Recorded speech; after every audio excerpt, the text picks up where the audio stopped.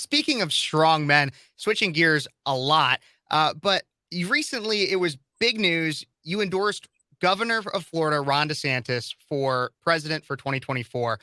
This is obviously a divisive topic, even among just the right.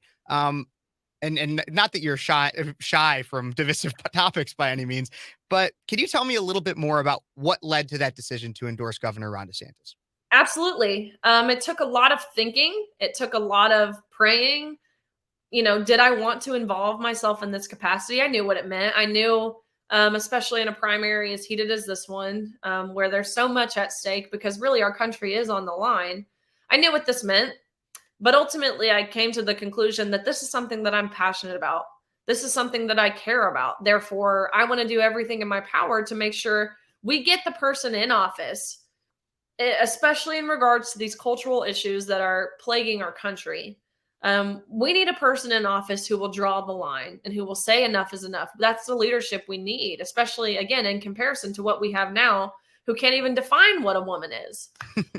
Thinking that, understanding that, and seeing the success that Governor DeSantis has had in Florida surrounding these issues, whether that be within the education system, whether that be, of course, in regards to women's sports, whatever that looks like, he has said enough is enough. And he's handled it with grace. He's handled it with such success. And everyone in his state values him for it. I shouldn't say everyone. Majority of his state values him for that. And people are flocking to Florida. Yeah. The economy is booming. There's all kinds of different reasons why people are moving to Florida. Seeing that, again, the leadership that he's possessed in regards to these cultural issues, that is why I think Ron DeSantis will make a phenomenal president in 2024. Well, I've been honest on this show before multiple times that I'm leaning much towards Ron DeSantis as well for 2024. But there are obviously a ton of candidates in for the Republican nomination. It's a crowded race. We just saw recently Chris Christie, Mike Pence have entered the race, but it really seems like it's boiling down to two candidates, and that's obviously Ron DeSantis and Donald Trump. Tell me, if you can, a little bit more about why DeSantis over Donald Trump.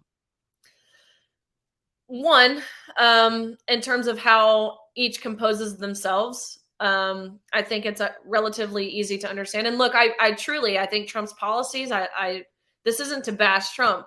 It's to just say that DeSantis has the leadership to get things done. He's young, he's ambitious, he's the best governor in modern history. And I think we can all agree on that.